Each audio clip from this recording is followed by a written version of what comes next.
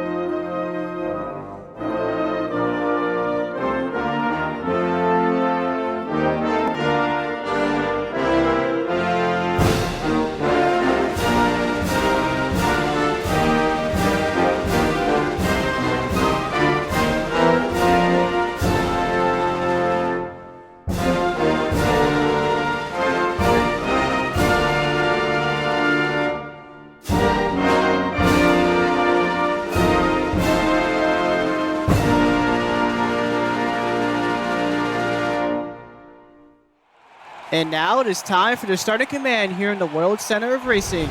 Drivers, start your engines!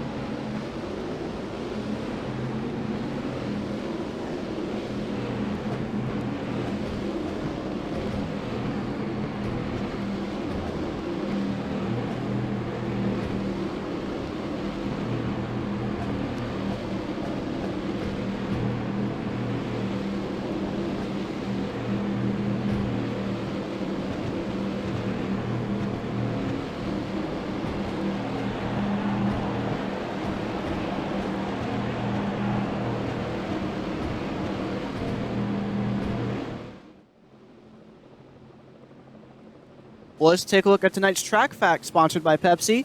So we're going to go 20 laps on this 2.5 mile long super speedway with 31 degrees of banking in the corners. And as for the weather here tonight at Daytona, 76 degrees Fahrenheit with 10 miles per hour towards the southeast.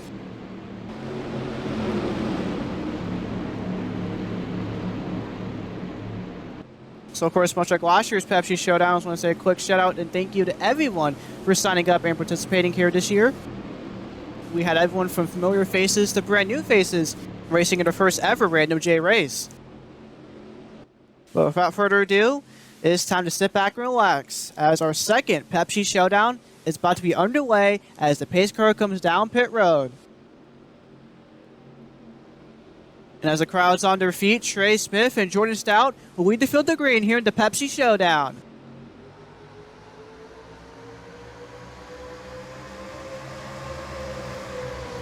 That was a good start for the inside lane, of course, led by Trey Smith. As we continue down the front stretch into turn number 1, two cars almost has no help at all until getting help from the Hendrick cars warming at random. Likewise, joining us down the outside and has help from Braden Carruthers until Stout moves to the outside of track, making it 3 wide already for seconds. Already some aggressive racing throughout this pack, as both Smith and Orman are going to move to the middle as the 24 abandons his Hendrick teammate down the back straightaway and into turn number 3. And speaking of the devil, the 48 is going to get a great run into turn number 3, making it 3 wide for the lead. And with Smith moving to the outside just before going into turn number 3, that's definitely going to make him lose a lot of track positions already here in the Pepsi Showdown on just the first lap. Coming to complete the first lap here in the Pepsi Showdown is Random J in the 48. Now side by side. Around goes his teammate Owen Miles in the 44. Roger Ream, Xavier Brown also involved. And for the second showdown in a row, we're going to be under caution in the first 2 laps. It's unbelievable, as the 44 has tons of damage. The 20 of Brendan Beal also has damage to his car, alongside last year's runner-up Jason Albert. And let's come back to the leaders. Oh, the Roush car is of Lipsy and Baird made contact off 2 there, as the leader at that time by was the 48 of Random J. As we're going to take a look at the instant replay to see what caused our first caution already here at Daytona. So all just started coming off turn number 4. Watch the red car of Owen Miles being 4 wide with Stanworth, Brown, and Ream. Probably not a good idea at this track, especially this early. So Brown just turns in the Ream, turns in the Miles into Stanworth, with Albert and Beal having nowhere to go there. And I think definitely the 44 of Miles got the worst of it. As I'm going to take a look here from up above, and you can see everyone else to the left side of the screen all avoiding it. Miles' teammate Caleb Rose, Mark Hamilton, Hoodwum, among others, doing a great job of avoiding this chaos in the tri-oval. Well, let's go on board with Xavier Brown here. Yep, definitely turned into the 86, which of course was the spark that lit this disastrous candle.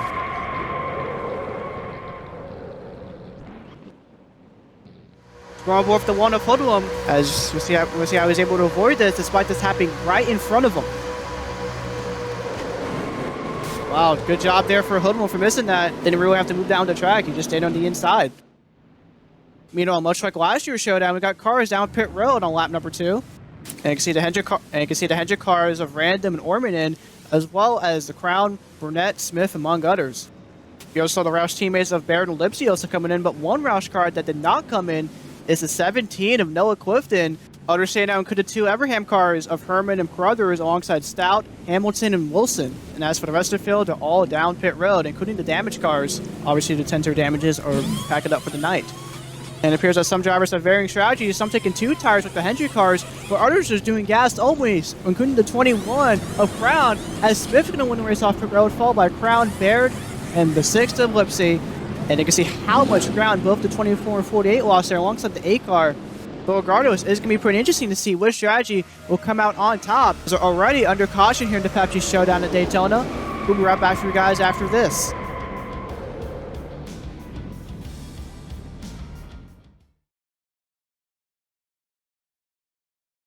Welcome back to the Pepsi Showdown here at Daytona. We're about to go back green after a multi-car pileup into turn number 1, involving the 44 of Owen Miles, Jamie Stanworth Jr. in the 4, the 29 of Jason Albert, among others. However, fortunately for them and unfortunately for the leaders, they're still racing and towards the tail end of the lead lap as of right now. Speaking of the last caution, first to 6 all stayed out, including both the Everham cars of Richard Herman and Brandon Carruthers, alongside the 17 of Noah Clifton. Anyways, pace car is back down pit road. Now as we're back under green here in the Pepsi Showdown.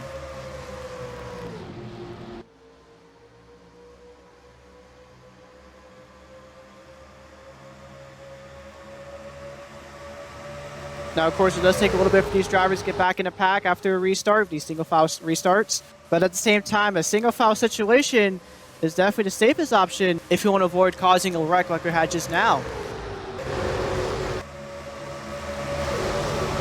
But as I say that down the backstretch, here comes Carruthers hooked to the inside of his teammate.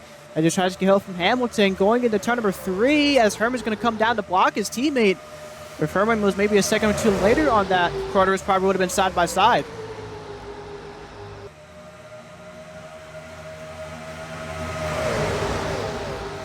Off a turn 4 down the front stretch is going to be Richard Herman, who's going to lead lap number 7.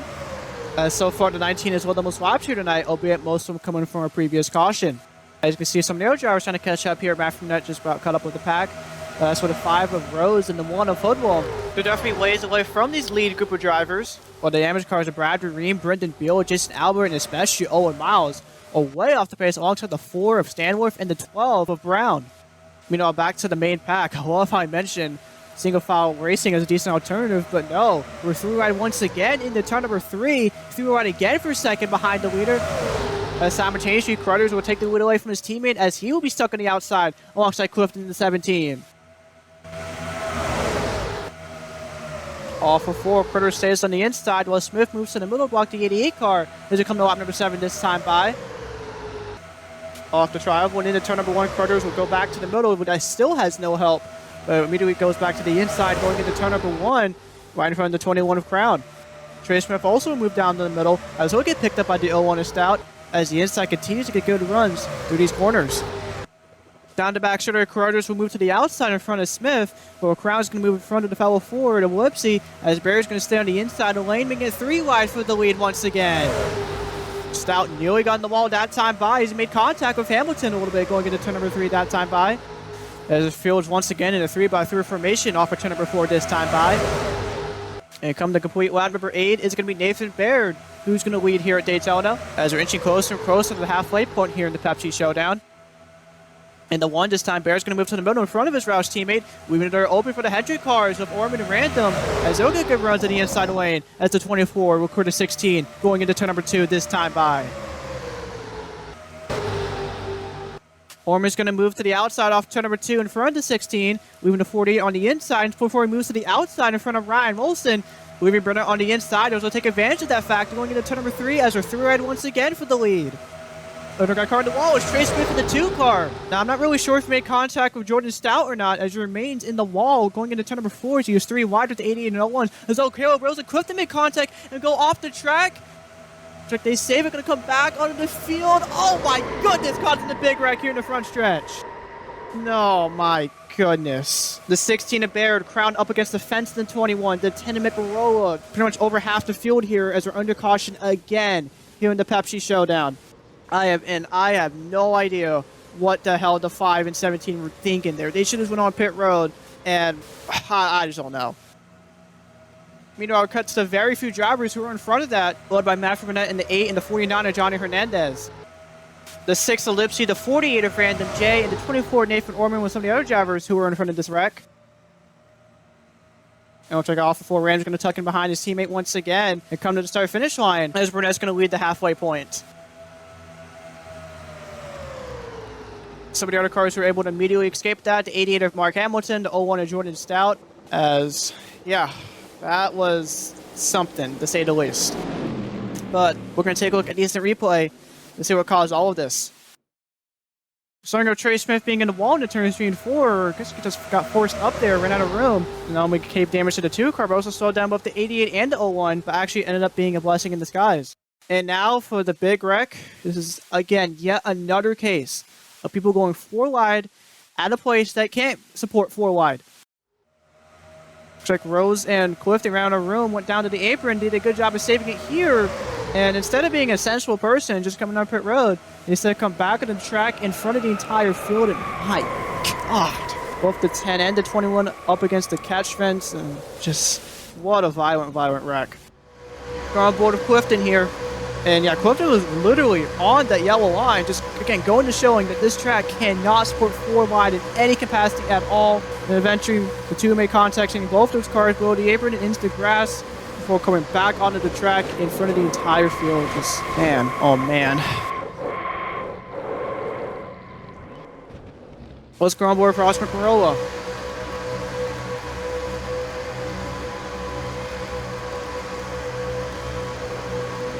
And yeah, once those 2 came back onto the track, there's pretty much nothing you could have done there, as the 10 took a wild ride up against that fence.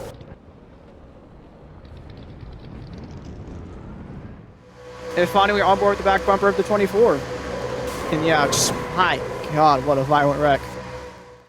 Anyways, under caution again here in the Pepsi Showdown at Daytona for whatever the hell you want to call this.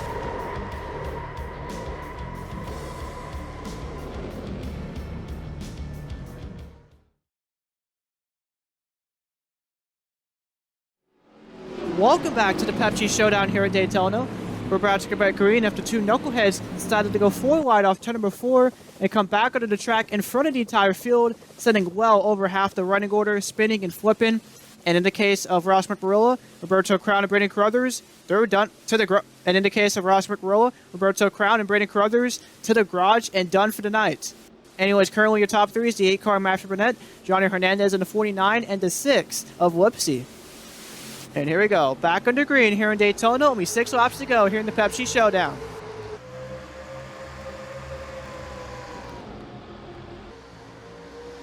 And the 1, Hernandez to the outside the 8 car before Burnett moves to the inside in front of Lipsy, leaving that 49 completely out to dry. And you can see, and take one go to Packer, pretty much everyone after Stout and Smith has some sort of damage.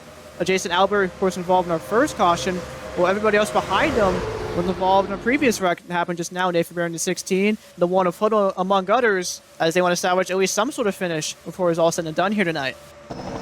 Meanwhile, 3 wide for the lead once again to turns 3 and 4. The Hendrick cars of Orman and Random getting a great run through the corners.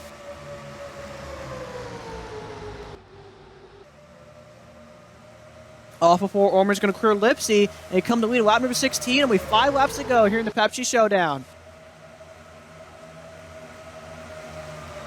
And the 1, both the 48 and 24 are going to move to the outside to block the 6 and 8 car, where the 24 moves back down to the inside immediately, leaving his teammate to lose ground on the outside.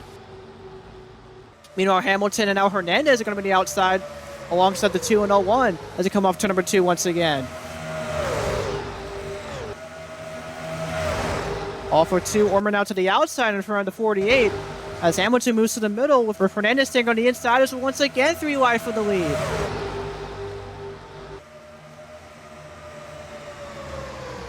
As the 49-88 continue to be side by side, both the Hendrick cars are going to lose ground on the outside before the 48 tucks in the middle and now to the inside. As Hamilton and Hernandez continue to be side by side, we come to 4 laps to go here at Daytona. In the turn 1 to 88 and 49 still side by side, but the inside once again will prevail as Hernandez will clear Hamilton. 49 has help from the 01 and Stout, as the 24 Orman is going to join the inside once again down the back straightaway. Down the back once again, Hernandez to the outside in front of the 88 car, as the 01 and 8 continue to remain on the inside, as now Burnett's going to force the 01 to the middle, making it 3 wide once again for the lead in the 3. Stout's going to have help from Lipsy and Smith, while Burnett's going to have help from the Hendrick tag team, as they're on board with Lipsy off for turn number 4. Runaway Stout has a slight advantage over the 8 car. As you come to the start-finish line, we come to 3 laps to go. Off the trial, but almost dead heat between the 2 Chevys as it comes to Hendrick cars. This time with Random J out front once again into turn number 1. And yet again, the 48 is going to make it 3 wide for the lead as Lipsy's going to go down to the middle, with Stout now having no help at all.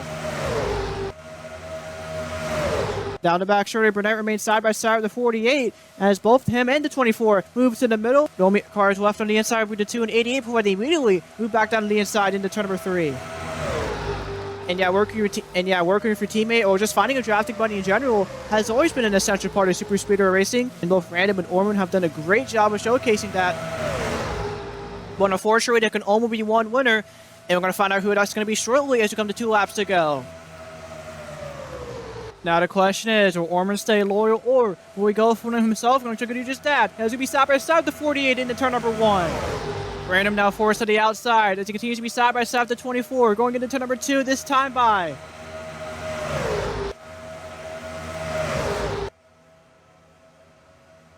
Down the back straight, Orman out to the middle in front of the 49 as he is door-to-door with his teammate as he'll go to block the inside into turn number 3. Random will also move to the middle as they continue to be side by side through turns 3 and 4.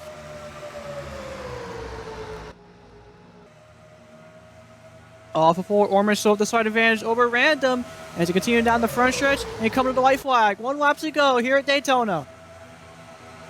Random continuing to his ground on the outside as Orman continues to pull away from the 48 into turn number 1 for the final time. Now, of course, the question is, will anyone make a move on the 24? In particular, Mark Hamilton is probably in the prime position to get around Ormond, but coming down the back shoulder for the final time, time is quickly running out. Hamilton looking to the outside, the 24, before Ormond comes to block into turn number 3 and goes down to the inside. You actually saw there as Ormond came down to the inside, there was a decent amount of distance between him and Stout, which could possibly be the thing that could seal the deal for the 24 as he comes off turn number 4 for the final time. And coming to the tribal and to the checkered flag, Nathan Ormond will win the Pepsi Showdown. Congratulations to Nathan Ormond and Hendrick Motorsports, the area winners for tonight here at Daytona. Of course, Ormond did a great job working with his teammate Random J in the 48. Which really does go to show how valuable teammates can really be when it comes to super speeder races. But anyways, let's take a look at the finishing results after the night's race. So here we go. Nathan Ormond finishes first in the 24. Again, a big congratulations to that team here tonight. Where the 01 and Jordan Stout will follow closely behind him in second. Mark Hamilton around with the rest of the top 3 as the highest placing Ford in the running order, while Lipsy in 4th is the highest placing Roush driver. Random J finishes 5th in the 48 car, while Matt Fernet will finish 6th in the 8 car. Johnny Hernandez will finish 7th in the 49, while the 2 of Trey Smith, who of course won the pole and also got in the wall earlier, will still finish at the top 10, finishing 8th. Meanwhile, everyone else not thrown down got at least some sort of damage during one of the cautions here tonight. Of course, Noah Clifton, one of the main perpetrators of the big one, will finish 9th, albeit over 8 seconds behind the leader, while the same can also be said for Brad Ream in 86, over 8.1 seconds behind the leader, but regardless, still got a top 10 finish. And that would do it for the 2022 Pepsi Showdown, as well as this year's Firecracker Week. I want to say huge thank you to everyone who has supported Firecracker Week in some sort of way, despite all the delays we've been having. Rutherford was watching one of the practice sessions, or both the practice sessions, and qualifying for the Firecracker tonight's race, or of course watching the Firecracker 400 on the 4th of July. It truly means the world to me that all of y'all are still watching, despite all the ups and downs we've been through over the past month or so. But as always, once again, thank you guys for watching this race. Hope you guys enjoyed it, and I'll see you guys next time.